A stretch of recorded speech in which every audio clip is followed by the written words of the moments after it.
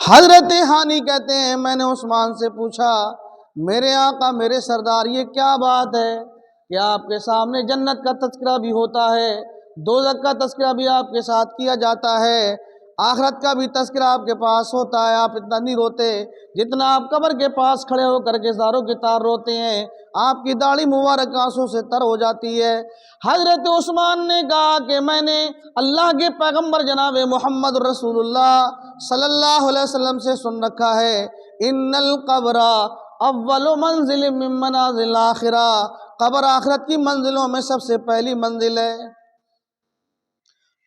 اگر اس سے ہمیں نجات مل گئی، اس میں ہم کامیاب ہو گئے، فما بعد عشرہ، تو بعد میں آنے والے سارے مرحلے ہمارے لیے آسان ہوں گے۔ تو میں اس لیے روتا ہوں کہ اے عثمان تیری یہ قبر تیرے لیے جنت کے باغیچوں میں سے کوئی باغیچہ بنے گی، یا قبر میرے لیے جہنم کے گڑھوں میں سے کوئی گڑھا بنے گی۔ تو میں اللہ سے دعا کر کے روتا ہوں کہ مولا عثمان کے لیے عثمان کی قبر کو جنت کا باغیچہ بنا دے۔ صحابہ کا یہ حال تھا، وہ قبر کو اس قدر یاد کرتے تھے۔ آج ہر انسان 60 سال زندگی ہو گئی، 70 سال زندگی ہو گئی ہماری اور آپ کی، ہمیں اللہ کو کیا منہ دکھانا ہے، قبر میں ہم کس حالت میں جائیں گے کوئی ہمیں اس کی فکر ہی نہیں ہے۔ اللہ کے رسول جناب محمد رسول اللہ صلی اللہ علیہ وسلم کی سنت مبارکہ ہے، آپ محبت کرتے تھے، آپ صلی اللہ علیہ وسلم کی سنتوں میں سے ایک اہم سنت ہے داڑھی کا رکھانا۔ آج ہماری 60 سال کی زندگی ہو گئی، 70 سال کی زندگی ہو گئی، کوئی ہمیں فکر نہیں ہے۔ میرے بھائیوں، ہر انسان دنیا کا شوقین ہے، دنیا کی رنگت، دنیا کی بناوٹ میں ہم آپ لگے ہوئے ہیں، آخرت کی کوئی فکر نہیں ہے۔ ہم اللہ کے پاس جائیں گے، اللہ کے رسول کو کیا منہ دکھائیں گے؟ اللہ کے رسول صلی اللہ علیہ وسلم ان لوگوں سے جن کے چہروں پر نبی کی سنت نہیں ہوگی، آپ صلی اللہ علیہ وسلم اپنا چہرہ مبارک پھیر لیں گے۔ اللہ کے نبی جناب محمد رسول اللہ صلی اللہ علیہ وسلم کو ہم کیا منہ دکھلائیں گے؟ جب انسان کے سر اور داڑھی کے بال سفید ہو جائیں پھر تو انسان کو رحم کرنا چاہیے اپنی داڑھی پر، لیکن ہماری اور آپ کی کوئی فکر نہیں ہے۔ میرے بھائیوں غور کرو، ہر انسان کو اللہ کے پاس جانا ہے، ہر انسان کو اپنی قبر میں 2 گز زمین میں انسان کو چھپنا ہے، اور وہاں انسان کے کام آنے والے جو چیزیں ہیں وہ اللہ اور اس کے رسول کی محبت ہی آخرت میں کام آنے والی ہے۔ اس کے بعد سارے مشکلیں آسان ہیں اگر سوال و جواب میں آسانی ہو گئی، اور وہاں ہم گر گئے، وہاں ہم مشکلات میں پڑ گئے تو دنیا کی کوئی طاقت، ہمارا کوئی ایک عمل ایسا بھی نہیں ہوگا جو اللہ کے دربار میں اللہ تبارک و تعالیٰ کے عذاب سے ہمیں نجات دلا دے۔ تو قرآن نے کہا ہے کہ ہر شخص دیکھ لے، جان لے کہ کل آخرت کے لیے اس نے قبر کے لیے، حشر کے لیے، میدان محشر کے لیے کون سی تیاری کر رکھی ہے، کون سے اعمال ہمارے پاس ہیں جو اللہ تبارک و تعالیٰ کے دربار میں ہمیں نجات دلا سکتے ہیں۔ واتقوا اللہ، پھر اللہ نے پھر ڈرایا کہ واتقوا اللہ، اللہ سے ڈرو، ان اللہ خبیر بما تعملون، اللہ نے فرمایا کہ تم جو اعمال کرتے ہو رب العالمین ان سے باخبر ہے۔ رات میں ہم کیا اعمال کر کے آئے ہیں وہ بھی رب العالمین کو معلوم ہے، دن میں ہم کیا اعمال کرتے ہیں وہ بھی اللہ رب العالمین کو معلوم ہے۔ پھر اللہ مثال دے رہا ہے وَلَا تَكُونُوا كَالَّذِينَ نَسُوا اللَّهَ فَأَنسَاهُمْ أَنفُسَهُمْ أُولَٰئِكَ هُمُ الْفَاسِقُونَ، کہ اے لوگوں ان لوگوں کی طرح نہ ہو جانا جن کے پاس اللہ رب العالمین نے، اللہ تبارک و تعالیٰ نے اپنی کتاب دی وہ اس کو فراموش کر بیٹھے، ان لوگوں کی طرح نہ ہو جانا جنہوں نے اللہ کے احکامات کو بھلا دیا تھا۔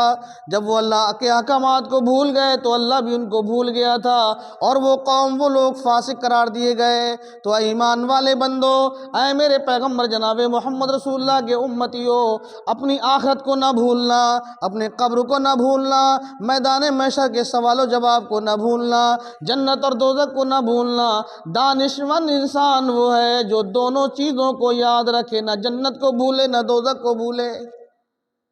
اللہ نے قرآن میں کہا وَسَارِعُوا إِلَىٰ مَغْفِرَةٍ مِّن رَّبِّكُمْ وَجَنَّةٍ عَرْضُهَا السَّمَاوَاتُ وَالْأَرْضُ أُعِدَّتْ لِلْمُتَّقِينَ۔ اللہ نے کہا اے لوگو دوڑو، سبقت کرو، تیزی کے ساتھ بڑھو اس جنت کی طرف جس کی عرض جو ہے، جس کی چوڑائی آسمان زمین کے برابر ہے، اور جو جنت میں نے تیار کر رکھی ہے اپنے متقین بندوں کے لیے۔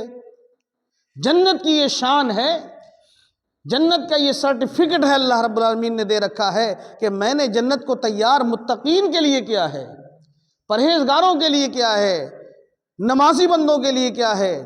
اب جو لوگ نماز سے دور رہیں گے، سو رہے ہیں، اللہ کے رسول نے فرمایا کہ شیطان انسان پر اتنا حاوی ہوتا ہے کہ وہ فجر سے پہلے انسان کو سلاتا رہتا ہے کہ سو جاؤ بہت وقت ہے، سو جاؤ بہت وقت ہے، پھر انسان بیدار ہوتا ہے، پھر سلا دیتا ہے، پھر انسان بیدار ہوتا ہے، پھر سلا دیتا ہے، حتیٰ کہ اذان بھی ہو جاتی ہے، جماعت بھی چھوٹ جاتی ہے، اللہ کے رسول نے فرمایا وہ پیشاب کر کے بھاگ جاتا ہے۔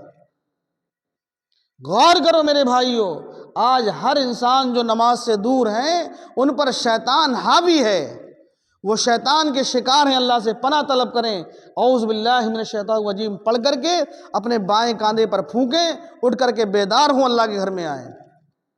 تو میرے بھائیو ہمیں آخرت کی فکر کرنی چاہیے، دنیا کے لوح لعب میں، دنیا کی محبت رنگت میں ہمیں آخرت کو فراموش نہیں کرنا چاہیے۔ دانشور انسان وہ ہے جو دنیا کے ساتھ ساتھ اپنی آخرت کو وہ نہ بھولے، قبر کو نہ بھولے، میدان محشر کو نہ بھولے، اپنی موت کو یاد رکھے۔ اللہ سے دعا ہے کہ رب العالمین ہمیں اپنی آخرت کی تیاریاں ہمیں ابھی سے کرنے کی توفیق عطا فرما دے۔ اللہ سے دعا ہے کہ اللہ ہمیں اپنے چہروں پر نبی کریم کی سنت کو رکھنے کی اللہ توفیق عطا فرما دے۔ اللہ ہمیں اس سے محبت کرنے کی توفیق عطا فرما دے۔ اللہ ہماری قبر کو ہمارے لیے کشادہ کر دینا، اے اللہ قبر کو ہمارے لیے آسان بنا دینا، قبر کے سوال و جواب میں ہمارے لیے آسانی فرما دینا۔ اے اللہ ہم تمام مسلمانوں کو اے اللہ اس کے رسول سے محبت کرنے والا بنا دے، نبی کی سنتوں سے محبت کرنے والا بنا دے۔ رب العالمین جو دنیا سے چلے گئے اللہ سب کی بخشش فرمائے، سب کے گناہوں کو معاف فرمائے۔ اے بار الہ ہمیں توبہ زندگی میں کرنے کی توفیق عطا فرما دے، پکی سچی توبہ کرنے کی توفیق عطا فرما دے۔ اے اللہ آخرت میں میدان محشر میں اپنے آخری پیغمبر جناب محمد رسول اللہ صلی اللہ علیہ وسلم کا ہمیں ساتھ عطا فرما دینا۔ اے اللہ جب ہمارا خاتمے کا وقت ہو، دین پر، ایمان پر، اسلام پر ہمارا خاتمہ ہو۔ سبحان ربک رب العزت عما یصفون وسلام علی المرسلین والحمد للہ رب العالمین، والسلام علیکم ورحمۃ اللہ وبرکاتہ۔